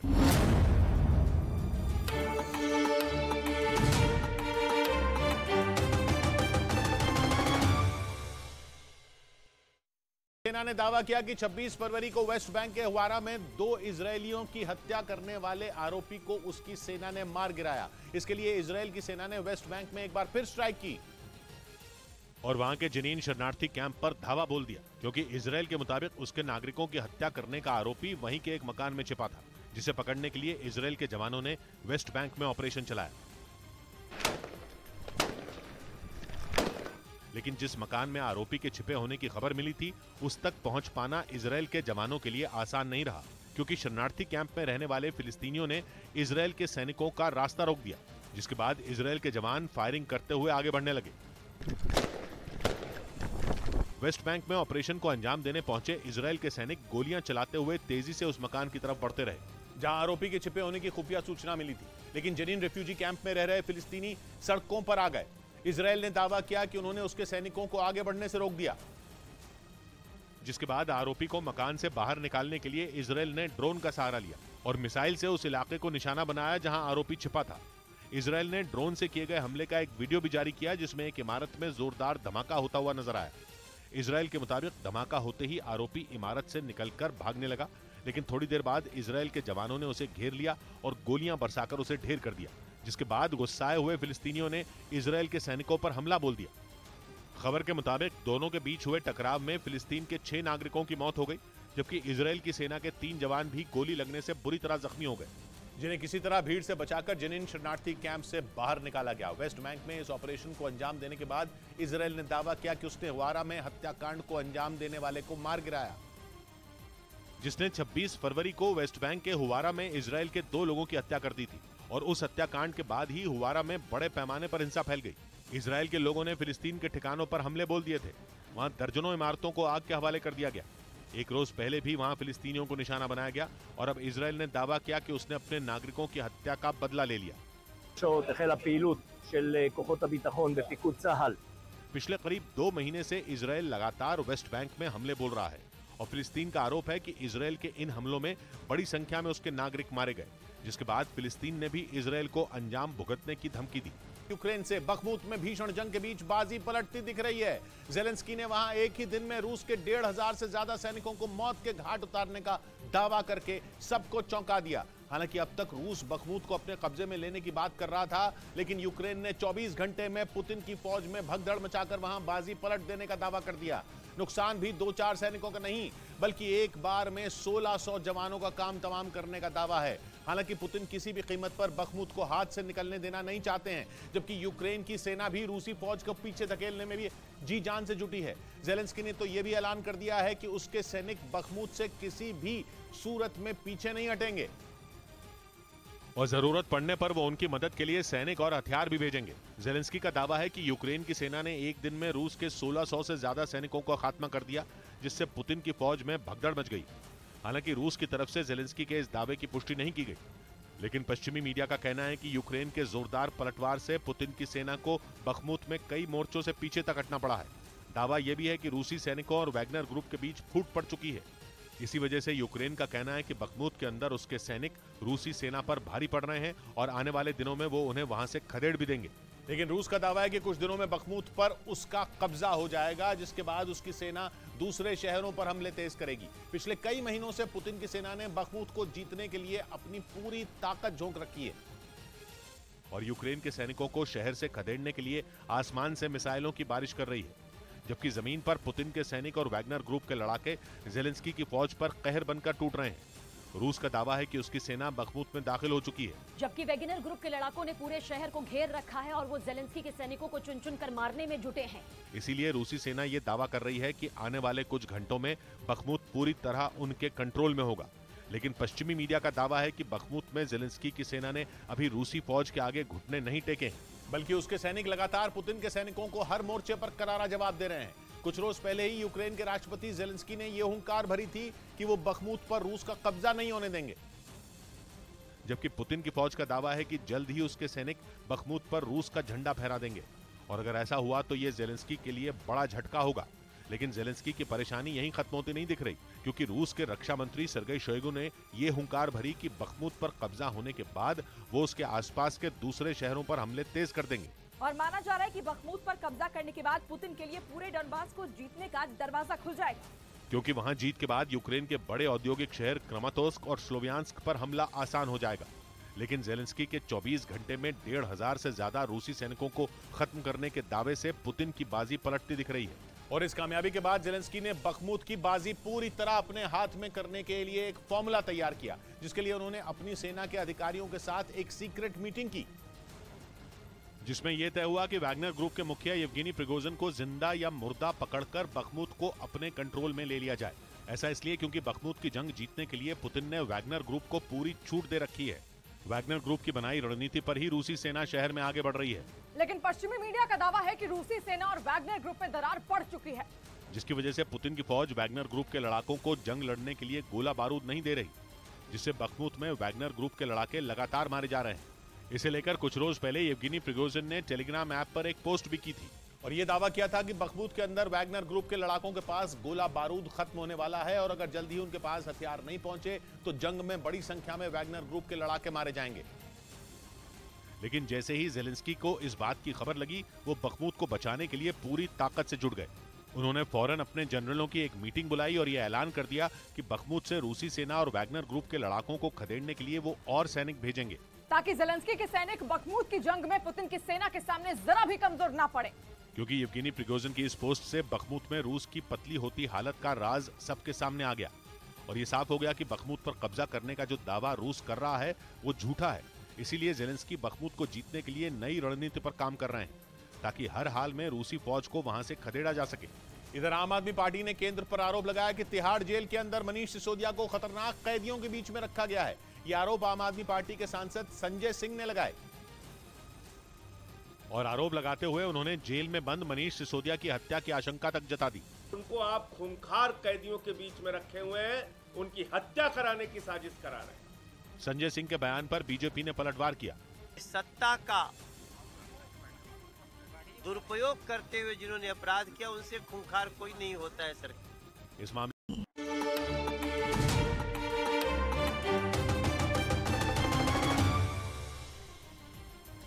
पश्चिमी मीडिया ने दावा किया कि इजरायल ने एक बार फिर सीरिया में घुसकर ईरान के समर्थन वाले चरमपंथी संगठन हिजबुल्लाह के ठिकानों पर एयर स्ट्राइक कर दी, जिसमें 3 लोगों की मौत हो गई। मतलब यह कि इजरायल के हवाई हमले को ईरान का एयर डिफेंस सिस्टम नहीं रोक पाया, क्योंकि एक रोज पहले ही उसने सीरिया में इजरायल के हमले को रोकने के लिए एयर डिफेंस सिस्टम तैनात किया था। लेकिन उसके बाद ही इजरायल के लड़ाकू विमानों ने सीरिया के अलेप्पो एयरपोर्ट के पास मौजूद रिहायशी इमारतों को निशाना बनाया। पश्चिमी मीडिया का दावा है कि इजरायल के हवाई हमले में चरमपंथी संगठन हिजबुल्लाह के कई ठिकाने तबाह हो गए। हमले के बाद जो वीडियो सामने आया उसमें एक इमारत पूरी तरह तबाह दिखी। मिसाइल गिरने की वजह से वहां एक गहरा गड्ढा भी नजर आया। पास में खड़े एक ट्रक को भी काफी नुकसान पहुंचा। सीरिया का दावा है कि इस हमले में 3 लोगों की जान चली गई, जबकि कई लोग घायल हो गए, जिन्हें फौरन इलाज के लिए अस्पताल में भर्ती कराया गया। पश्चिमी मीडिया का कहना है कि इजरायल ने जिस इमारत को निशाना बनाया उसमें चरमपंथी संगठन हिजबुल्लाह के कई लड़ाके रह रहे थे और वो ईरान की मदद से इजरायल पर हमले की प्लानिंग में जुटे थे, जिसकी भनक लगते ही इजरायल की सेना ने उन पर धावा बोल दिया। ये पहली बार नहीं है जब इजराइल ने सीरिया में घुसकर ईरान के समर्थन वाले चरमपंथी संगठन हिजबुल्लाह के ठिकानों को निशाना बनाया हो। इसी साल 19 फरवरी को इजराइल की सेना ने सीरिया की राजधानी दमिश्क के एक इलाके में हिजबुल्लाह के कई ठिकानों पर हमले किए थे, जिनमें 15 लोग मारे गए थे। और अब इजराइल ने एक बार फिर अलेप्पो में इस आतंकी संगठन के ठिकानों पर एयर स्ट्राइक कर अपने इरादे साफ कर दिए कि वो अपने खिलाफ किसी भी साजिश को बर्दाश्त नहीं करेगा। इधर बिहार के हाजीपुर में सब्जी तोड़ने की वजह से दो पक्षों के बीच बड़ा विवाद हो गया। विवाद इतना बढ़ गया कि दोनों पक्षों के लोगों में मारपीट तक हो गई, जिसे खत्म कराने के लिए बड़ी संख्या में पुलिस वाले भी गांव में पहुंचे। इसका वीडियो भी सामने आया, जिसमें गुस्साए लोग पुलिस से भी बहस करते दिखे। फिर अचानक लोगों की भीड़ पुलिस की ओर दौड़ी। इसके बाद पुलिस बैकफुट पर दिखी। गांव वालों की तादाद के सामने मजबूर दिखे पुलिस वाले जल्दी से अपनी गाड़ी में बैठे और वहां से भागने में ही उन्होंने भलाई समझी। इसके बाद सायरन बजाती पुलिस की दूसरी गाड़ी भी गांव से निकल गई। लोगों ने पुलिस को गांव से खदेड़ दिया, लेकिन सब्जी तोड़ने की वजह से हुए हंगामे और मारपीट में गांव के 6 लोग जख्मी भी हुए। इस बीच दिल्ली के मुंडका इलाके में डबल मर्डर से सनसनी फैल गई। वहां मामूली विवाद को लेकर दो गुट आपस में भिड़ गए, जिसके बाद आरोप है कि एक गुट ने दूसरे पर चाकुओं से हमला बोल दिया। हालांकि वहां कुछ लोग बीच बचाव के लिए आए, लेकिन आरोप है कि उनको भी चाकू मारा गया। इस दौरान 7 लोग घायल हो गए, जिनमें 2 की मौत हो गई। उधर ब्रिटेन में वसंत के मौसम में इतनी बर्फबारी हुई कि वहां तापमान -15 डिग्री सेल्सियस तक गिर गया। 2010 के बाद मार्च के महीने में ब्रिटेन में इतनी ठंड पड़ी है, जिसकी वजह से प्रशासन को अपील करनी पड़ी कि बहुत जरूरी होने पर ही लोग घरों से बाहर निकलें, क्योंकि ऐसे मौसम में सफर करना मौत को दावत देने से कम नहीं। खराब मौसम की वजह से ब्रिटेन में कई उड़ानें भी रद्द कर दी गई। ये भी चेतावनी दी गई कि अगर ऐसे ही बर्फबारी होती रही तो ब्रिटेन की बत्ती भी गुल हो सकती है। और ऊपर से अनुमान है कि मौसम का ये सितम इस हफ्ते के आखिर तक बना रह सकता है। इधर बिहार के गया में तोप का एक गोला एक घर में आकर गिर गया और धमाका हो गया, जिसमें 3 लोगों की मौत हो गई और 2 लोग घायल हो गए, जिन्हें तुरंत अस्पताल भेज दिया गया। बताया गया कि सुबह करीब 9 बजे तेज धमाका हुआ। जिस घर में धमाका हुआ वो सेना की फायरिंग रेंज के नजदीक है। ऐसे में आशंका है कि तोप का गोला उधर से आया हो। प्रथम दृष्टया लग रहा है कि यहाँ पे आज कुछ हुई है। यहाँ पे जो पहाड़ी है उधर से कुछ शेल वगैरह चले हैं। अब पुलिस ने इस मामले की जांच शुरू कर दी। इस बीच अमेरिका के चीन पर बार-बार उसकी जासूसी करने के आरोप लगाने के बाद चीन बुरी तरह भड़क गया और चीन के विदेश मंत्री ने अमेरिका को खुल्लम-खुल्ला जंग की धमकी दे डाली और कह दिया कि अगर अमेरिका ने चीन को लेकर अपना रवैया नहीं बदला तो फिर चीन और अमेरिका की जंग को रोकना मुश्किल नहीं नामुमकिन हो जाएगा। चीन के विदेश मंत्री चिनगांग ने आरोप लगाया कि वैसे तो अमेरिका शांति की बड़ी बड़ी बातें करता है, कहता है कि वो चीन से लड़ाई नहीं चाहता, लेकिन हकीकत यह है कि अमेरिका चीन को दबाने में लगा है। वो चीन से कंपटीशन चाहता ही नहीं। यानी चीन के विदेश मंत्री ने अपने तीखे बयान से अमेरिका को बिल्कुल साफ शब्दों में धमकी दे दी कि अब बहुत हो गया। अमेरिका और चीन के बीच ताइवान को लेकर पहले ही तनाव बना हुआ था। उस पर पिछले महीने अमेरिका ने चीन पर गुब्बारों के जरिए उसकी जासूसी करने का आरोप लगा दिया। उसके बाद से दोनों देशों के बीच हालात बहुत ज्यादा बिगड़ चुके हैं। उधर राजस्थान में अशोक गहलोत और सचिन पायलट की खींचतान के चक्कर में एक नया विवाद शुरू हो गया। बीजेपी को बैठे बिठाए इतना बड़ा मौका मिल गया कि वो सीधा राज्यपाल के सामने सरकार की शिकायत लेकर पहुंच गई। अशोक गहलोत पर पुलवामा हमले के शहीदों की वीरांगनाओं के अपमान का आरोप लग रहा है और इस मुद्दे को बीजेपी अशोक गहलोत के खिलाफ एक बड़े हथियार की तरह इस्तेमाल कर रही है। पुलवामा हमले के 3 शहीद राजस्थान से हैं, जिनकी वीरांगनाएं पिछले 9 दिनों से धरने पर बैठी हैं। मंगलवार को तो अशोक गहलोत की सरकार ने मांगे मानने का वादा भी कर दिया था, लेकिन आरोप है कि रात होते ही सरकार अपने वादे से पलट गई। मांग की गई है कि शहीदों के रिश्तेदारों को सरकारी नौकरी दी जाए, लेकिन अशोक गहलोत ने सफाई दी कि ये नौकरी शहीदों के बच्चों को दी जानी चाहिए। अगर किसी और रिश्तेदार को दी गई तो ये उन बच्चों का हक मारने वाली बात होगी। लेकिन बीजेपी इस पर भड़क गई। 1 घंटे बाद मुख्यमंत्री जी ने ट्वीट करके मना कर दिया, तो इस मुख्यमंत्री की कोई विश्वसनीयता नहीं है। ये विवाद बड़ा इसलिए भी है क्योंकि इसी साल राजस्थान में विधानसभा चुनाव होने हैं और इस मामले में बीजेपी से भी ज्यादा सक्रिय सचिन पायलट हैं। शहीदों की वीरांगनाएं भी सचिन पायलट के ही घर के बाहर बैठकर प्रदर्शन कर रही थीं और सचिन पायलट ही सरकार पर दबाव बना रहे थे। यहां तक कि सचिन पायलट ने मुख्यमंत्री को चिट्ठी लिखकर मांगे मानने की अपील की थी।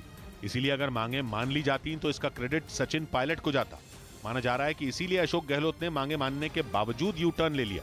हमारे पति बॉर्डर पे शहीद हुए थे और उनके लिए हम यहाँ मर जाएंगे, अपन आप पीछे नहीं हटेंगे कभी भी। मतलब ये कि विवाद पायलट और गहलोत के बीच क्रेडिट की होड़ का है, लेकिन पिस रहे हैं पुलवामा के शहीदों के परिवार और फायदा मिल रहा है विपक्ष में बैठी बीजेपी को, जो इस साल होने वाले चुनाव में सत्ता में वापसी का प्लान बना रही है। इधर मध्य प्रदेश के इंदौर में धर्म परिवर्तन करवाने के आरोप में पुलिस ने क्रिस नॉर्मल नाम के एक पादरी को गिरफ्तार कर लिया। आरोप है कि वो धर्म परिवर्तन के लिए लोगों को लालच देते थे। जिसकी शिकायत एक आदमी ने पुलिस से की। उसने बताया कि धर्म परिवर्तन करने पर उसे 2 लाख रुपए और नौकरी देने का लालच दिया गया। इतना ही नहीं, उस पादरी ने उस आदमी के बीमार पिता को भी ठीक करवाने का झांसा दिया। आरोपी गिरफ्तार कर लिया है। बताया गया कि आरोपी पादरी के साथ वहां कुछ महिलाएं भी पिछले 6 महीनों से लोगों को धर्म परिवर्तन के लिए लालच दे रही थी। इस बीच खबर है कि यूक्रेन का साथ देने पर पुतिन पाकिस्तान से बेहद नाराज हैं और उन्होंने पाकिस्तान को अपने एक प्रोजेक्ट से बाहर कर दिया, क्योंकि पश्चिमी मीडिया का दावा है कि पाकिस्तान रूस को जंग में धोखा दे चुका है, जिसने पाकिस्तान की खराब हालत पर तरस खाकर हर कदम पर उसकी मदद की। दाने दाने के लिए मोहताज पाकिस्तान के लिए हाल ही में रूस ने गेहूं की सप्लाई की थी। इतना ही नहीं, वो उसे कच्चा तेल भी दे रहा है। लेकिन पाकिस्तान ने मौका मिलते ही रूस के दुश्मन यूक्रेन का साथ दे दिया। पश्चिमी मीडिया का दावा है कि पाकिस्तान ने यूक्रेन को गोला बारूद की सप्लाई के लिए ब्रिटेन के साथ समझौता किया है, जिसके तहत रॉकेट और गोला बारूद से भरे 162 कंटेनरों की खेप पिछले महीने ही जर्मनी के रास्ते यूक्रेन भेजी गई थी। और खबर है कि इसके बदले में यूक्रेन उन मी-17 हेलीकॉप्टरों को अपग्रेड करेगा जिन्हें वो पाकिस्तान को दे चुका है। हालांकि इससे पहले भी पाकिस्तान पर यूक्रेन की सैन्य मदद करने का आरोप लग चुका है, लेकिन इस बार पाकिस्तान ने जो किया उस पर पुतिन ने उसे जोरदार सबक सिखा दिया, जिससे पाकिस्तान की कंगाली में आटा गीला होना तय है, क्योंकि पुतिन ने थर्मल पावर प्लांट लगाने के लिए अफगानिस्तान से करार कर लिया। ये प्रोजेक्ट 3 देशों से जुड़ा है, जिसमें रूस और अफगानिस्तान के साथ ईरान भी है। हालांकि पाकिस्तान को उम्मीद थी कि रूस इस प्रोजेक्ट में ईरान के साथ उसे भी जोड़ेगा और ये प्लांट उसके यहाँ ही लगेगा। लेकिन उसकी हरकत से गुस्साए पुतिन ने उसे छोड़कर अफगानिस्तान के साथ हाथ मिला लिया। यानी पाकिस्तान को उसके किए की सजा रूस ने जल्द ही उसे दे दी। ऐसे में पाकिस्तान को इस बात का भी डर सता रहा है कि रूस उसे कच्चा तेल देने पर भी कहीं रोक न लगा दे, क्योंकि अगर ऐसा हो गया तो उसकी हालत और खराब हो जाएगी। उधर पश्चिमी मीडिया ने दावा किया कि पुतिन अमेरिका और ब्रिटेन समेत 10 देशों पर बड़े हमले कर सकते हैं। ये वो देश हैं जो 1 साल से ज्यादा वक्त से या तो यूक्रेन की मदद कर रहे हैं या फिर उन्होंने पुतिन को आंखें दिखाकर दुश्मनी मोल ले ली है। और इसी वजह से ये 10 देश पुतिन के निशाने पर हैं, जिनमें अमेरिका और ब्रिटेन से तो पुतिन खार खाए बैठे हैं, क्योंकि अमेरिका की अगुवाई में ही पश्चिमी देश डटकर रूस के सामने खड़े हैं। उन्हें पुतिन की धमकियों की भी परवाह नहीं है। तभी तो अमेरिका और ब्रिटेन समेत यूरोप के देश यूक्रेन को हथियारों की कमी नहीं होने दे रहे। और इसी वजह से पश्चिमी मीडिया ये दावा कर रहा है कि अमेरिका और ब्रिटेन पुतिन की हिट लिस्ट में ऊपर है और इन दोनों देशों पर हमला करने के लिए पुतिन बुरी तरह तड़प रहे हैं, ताकि वो दुनिया को ये दिखा सकें कि इतने ताकतवर देश भी उनकी मार से बच नहीं सकते। जबकि उनकी लिस्ट में बाकी के देश तो बहुत छोटे हैं, जिन्हें पुतिन एक झटके में ही खत्म करने का दम भरते हैं। पश्चिमी मीडिया के मुताबिक इन छोटे देशों में पुतिन की नजर में सबसे ज्यादा पोलैंड और एस्टोनिया गड़ रहे हैं, क्योंकि दोनों ही देश उन्हें खुलकर आंखें दिखा रहे हैं। पोलैंड में तो अमेरिकी फौज और उसके लड़ाकू विमान जमकर बैठ गए, ताकि जरूरत पड़ने पर रूस को तुरंत जवाब दिया जा सके। जबकि जंग छिड़ने के बाद से ही पश्चिमी देशों से भेजे जा रहे हथियार भी पोलैंड के रास्ते ही यूक्रेन पहुंच रहे हैं। उधर बाल्टिक देश एस्टोनिया ने भी पुतिन के खिलाफ मोर्चा खोल रखा है। वहां की प्रधानमंत्री ने पुतिन को सबक सिखाने के लिए दुनिया से एकजुट होने की अपील तक कर दी थी, जबकि एस्टोनिया ने अपने बजट का एक हिस्सा भी यूक्रेन की मदद के लिए दिया था। दावा है कि इसी वजह से पुतिन की लिस्ट में इन दोनों का भी नाम है, जबकि लातविया, लिथुआनिया और फिनलैंड जैसे देशों पर भी वो हमला कर सकते हैं। इधर उत्तर प्रदेश के अयोध्या में बन रहे राम मंदिर के लिए महाराष्ट्र से लकड़ियां लाई जाएंगी। इन लकड़ियों को लाने के लिए अयोध्या से जल्द एक टीम महाराष्ट्र पहुंचेगी और वहां पहुंचते ही वो काम पर लग जाएगी। पूरी टीम जांच करेगी उस लकड़ी का किस तरीके से इस्तेमाल किया जाएगा। महाराष्ट्र के चंद्रपुर से सालों पुराने पेड़ों की लकड़ियां राम मंदिर के लिए जाएंगी। इन लकड़ियों को महाराष्ट्र सरकार काफी कम कीमत पर बेचेगी। उधर पश्चिमी मीडिया का दावा है कि पुतिन ईरान से मिसाइलें खरीदकर बाइडेन को भड़काना नहीं चाहते हैं। इससे पहले ईरान ने रूस के साथ अपने सैन्य रिश्ते को बढ़ाते हुए उसे अपनी मिसाइलें देने की पेशकश की थी और ईरान को यह उम्मीद थी कि रूस उसके शाहिद 136 ड्रोन के बाद उसकी मिसाइलों का भी कायल हो जाएगा, क्योंकि यूक्रेन जंग में ईरान के इस घातक ड्रोन की ताकत पूरी दुनिया देख चुकी है। कहा जाता है कि ईरान के शाहिद 136 ड्रोन की मदद से ही पुतिन की सेना ने यूक्रेन के कई इलाकों में हारी हुई बाजी पलट दी थी। लेकिन इस ड्रोन के बाद अब ईरान से मिसाइलें खरीदने के लिए पुतिन तैयार नहीं है। पश्चिमी मीडिया के मुताबिक पुतिन को डर है कि अगर वो ईरान से सस्ती मिसाइलें लेंगे तो उन्हें तबाह करने के लिए बाइडेन यूक्रेन को अपना MGM-140 मिसाइल सिस्टम दे देंगे, जिसकी रेंज 300 किलोमीटर है। ऐसे में पुतिन के लिए ये घाटे का सौदा साबित हो सकता है। इस बीच यूक्रेन के विदेश मंत्रालय ने पूर्वी प्रांत डोनेट्स्क की तस्वीरें जारी की, जिसमें ड्रोन की तस्वीरों के जरिए युद्ध में बर्बाद हो चुके मरिनका शहर को दिखाया गया, जिसमें चारों तरफ बम और मिसाइल के हमले से हुई तबाही दिखी। डोनेट्स्क के मरिनका शहर में हर तरफ इमारतों का मलबा और जल चुके सामान की राख नजर आई। यहाँ एक भी इमारत सही सलामत नहीं बची। यूक्रेन का दावा है कि मरिनका शहर में करीब 10,000 लोग रहते थे, लेकिन अब ये शहर खंडहर बन गया। यहाँ कोई नहीं रहता। शहर के लोग अपना घर छोड़कर चले गए और जो नहीं गए वो मारे गए। यूक्रेन ने इस बर्बादी के लिए रूस को जिम्मेदार ठहराया। इधर मुंबई में एक जिंदा आदमी को मुर्दा बताकर LIC से ठगी की गई, जिसके बाद पुलिस ने 3 आरोपियों को हिरासत में ले लिया और उनसे पूछताछ में जुट गई। आरोप है कि LIC से जिंदा आदमी को मुर्दा बताकर 2 करोड़ रुपए की ठगी की गई। We will find out कि और कितने लोग हैं, बट इसमें डेफिनेटली कुछ और लोग भी शामिल। आरोपियों ने दावा किया था कि जिस आदमी ने पॉलिसी ले रखी थी उसकी 2016 में एक रोड एक्सीडेंट में मौत हो गई, लेकिन बाद में जब जांच की गई तो पता चला कि वो आदमी जिंदा है। उधर ईरान से निपटने के लिए सऊदी अरब ने ब्रिटेन से हाथ मिला लिया। ब्रिटेन की अगुवाई में अगली पीढ़ी का फाइटर जेट बनाने का एक प्रोग्राम चल रहा है। उसी के लिए सऊदी अरब ने ब्रिटेन से एक करार किया, जिसके तहत दोनों देश इस बात पर स्टडी करेंगे कि क्या वो भविष्य में मिलकर इस प्रोजेक्ट पर काम कर सकते हैं। और अगर सब सही रहा तो सऊदी अरब ब्रिटेन के साथ मिलकर छठी पीढ़ी का फाइटर जेट भी बना सकता है। बात यह है कि सऊदी अरब और ईरान में तगड़ी दुश्मनी है और ईरान धड़ल्ले से आधुनिक हथियार बनाने में लगा है। उसके हथियारों ने दुनिया भर में तहलका मचाया हुआ है। ईरान का शाहिद ड्रोन तो यूक्रेन की जंग में दहशत फैला चुका है। ऊपर से ईरान के परमाणु बम बनाने की खबरें आए दिन आती ही रहती हैं। वहीं सऊदी अरब हथियारों की रेस में ईरान से बहुत पीछे है, इसलिए वो अब सिर्फ अपने कच्चे तेल के भंडार के भरोसे न रहकर हथियारों की दुनिया में भी ईरान से दौड़ लगाना चाहता है। इस बीच श्रीलंका की अर्थव्यवस्था को बेहाल करने के बाद चीन ने एक नया दांव चल दिया। अपने कर्ज की वापसी के लिए चीन ने श्रीलंका को 2 साल की मोहलत दे दी। इन 2 साल में न तो श्रीलंका को कर्ज की रकम लौटानी होगी, न ही कर्ज पर ब्याज देना होगा। मतलब ये कि 2 साल तक श्रीलंका को चीन के कर्ज के बारे में सोचने की जरूरत नहीं होगी। ये इतनी बड़ी रकम है कि चीन से मिली छूट श्रीलंका के लिए किसी ऑक्सीजन की तरह है। इन 2 साल में श्रीलंका अपनी अर्थव्यवस्था को बुनियादी तौर पर मजबूत करने की तरफ बढ़ सकता है। श्रीलंका के लिए इसलिए जरूरी था क्योंकि उसे IMF से बेल आउट पैकेज की जरूरत है। IMF से श्रीलंका को $290 करोड़ की मदद चाहिए, लेकिन चीन का कर्ज श्रीलंका के लिए मुसीबत बन रहा है। IMF ने कहा है कि जब तक चीन के लोन को रिस्ट्रक्चर नहीं किया जाता तब तक बेल आउट पैकेज मिलना मुमकिन नहीं होगा। लेकिन चीन ने ये दरियादिली यूं ही नहीं दिखाई। चीन को रत्ती भर भी फर्क नहीं पड़ता कि श्रीलंका को बेल आउट पैकेज मिले या न मिले, लेकिन खबर यह है कि भारत के बढ़ते दबदबे से घबराकर चीन को यह बड़ा फैसला लेना पड़ गया। क्योंकि IMF की एक रिपोर्ट के आधार पर भारत ने बड़ी पेशकश की थी। भारत ने श्रीलंका को बिना शर्त समर्थन की पेशकश कर दी थी। अगर भारत की मदद से श्रीलंका अपने पैरों पर खड़ा हो जाता तो चीन के चंगुल से श्रीलंका बाहर निकल जाता। श्रीलंका पर चीन का $740 करोड़ यानी भारतीय रुपयों में करीब 60,000 करोड़ रुपए का कर्ज है। माना जा रहा है कि भारत की पेशकश के बाद ही चीन के तेवर बदल गए। इतने दिनों से जो चीन कर्ज वापसी के लिए श्रीलंका पर दबाव बना रहा था, अचानक उसे दोस्ती याद आ गई। श्रीलंका की अर्थव्यवस्था इस वक्त बेहद खराब दौर से गुजर रही है और उसका विदेशी मुद्रा भंडार खत्म होने की कगार पर है। इधर महाराष्ट्र के नासिक में एक दर्दनाक सड़क हादसे में 4 लोगों की मौत हो गई। 2 गाड़ियों के बीच टक्कर हुई, जिसमें एक गाड़ी तो पूरी तरह चकनाचूर हो गई, उसकी छत उड़ गई और दरवाजे भी गाड़ी से अलग हो गए। वहीं दूसरी गाड़ी के आगे का हिस्सा पूरा बर्बाद हो गया। इस हादसे में 4 लोगों की मौत हो गई, जबकि एक आदमी जख्मी बताया गया। उधर पश्चिमी मीडिया का दावा है कि यूक्रेन में जंग लड़ रहे रूस के वैगनर ग्रुप ने खतरनाक कदम उठाया। वो सैनिकों की कमी पूरी करने के लिए मानसिक रोगियों तक को भर्ती करने की तैयारी में है, जिसके लिए पुतिन की प्राइवेट आर्मी वैगनर ग्रुप ने रूस के कुछ अस्पतालों से संपर्क किया। इतना ही नहीं, उसने सैनिकों की भर्ती के लिए जरूरी नियमों में भी बदलाव कर दिया, जिसकी जानकारी सोशल मीडिया के जरिए दी गई, जिसमें लिखा गया कि वैगनर ग्रुप में सैनिक के तौर पर भर्ती होने के लिए अब मनोचिकित्सक के मेडिकल सर्टिफिकेट की जरूरत नहीं होगी।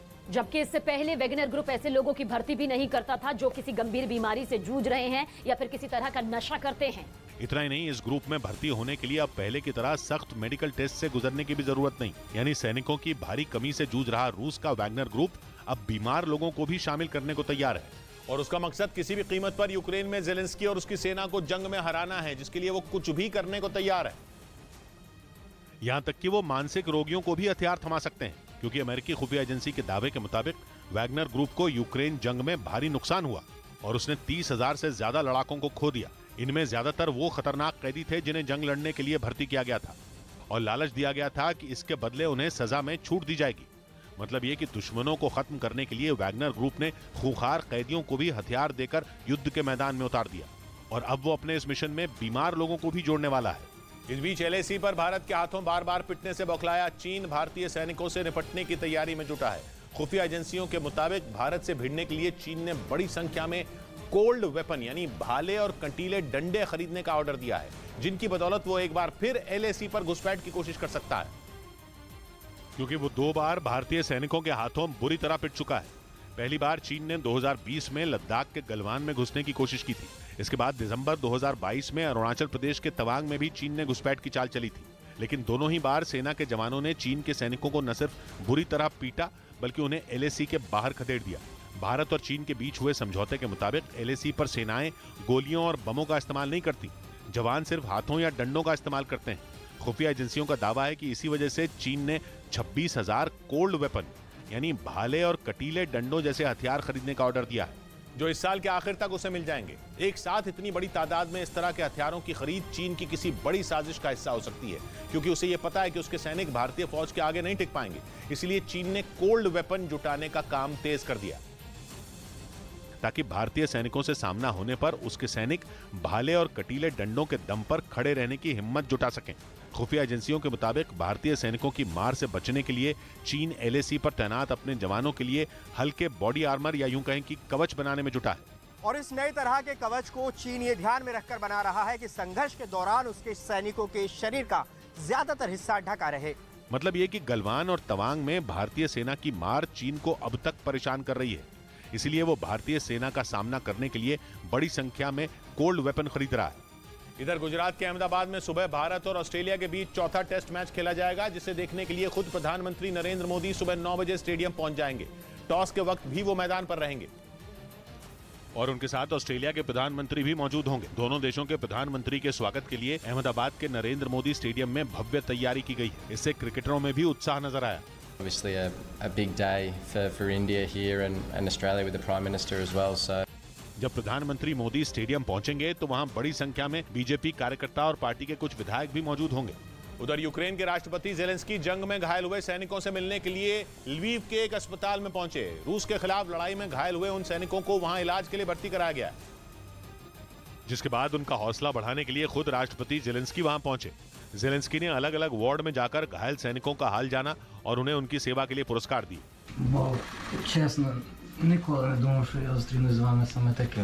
जेलेंस्की ने घायल सैनिकों का इलाज करने वाले डॉक्टरों का आभार जताया और उन्हें भी सम्मानित किया। इस बीच अमेरिका के कैलिफोर्निया में बर्फीले तूफान का कहर जारी है। वहां इस बर्फीली आफत की वजह से 13 शहरों में इमरजेंसी लागू कर दी गई, क्योंकि कैलिफोर्निया के कई इलाकों में एक हफ्ते के अंदर करीब 10 फीट तक बर्फबारी रिकॉर्ड की गई और अगले 2 दिनों में 18 इंच से ज्यादा बर्फबारी का अनुमान जताया गया। बताया गया कि बर्फीले तूफान की वजह से कैलिफोर्निया में 9 लोगों की मौत हो गई, जबकि 100 से ज्यादा लोगों को रेस्क्यू किया गया। बर्फीले तूफान की वजह से कैलिफोर्निया के करीब 70,000 घरों की बिजली गुल हो चुकी है, जबकि सड़कों पर बर्फ के ऊंचे ऊंचे ढेर लगने और पेड़ों के गिरने की वजह से सैकड़ों रास्तों पर आवाजाही बंद कर दी गई। वहीं बर्फीले तूफान के बीच दुकानों में खाने पीने के सामान की कमी ने लोगों की परेशानी कई गुना बढ़ा दी। अच्छा हुआ किनारा कटाव में आ गया, अच्छा हुआ किनारा कटाव में आ गया, दरिया रुका हुआ था, बहाव में आ गया। 100 बात की एक बात कही राव ने, करवट बदल के सांस ली थी जमीन ने और आसमान यूं ही तनाव में आ गया। मिलते हैं कल, घड़ी जब इशारा करेगी 9 बजे रात का, वक्त फिर होगा 100 बात की एक बात का।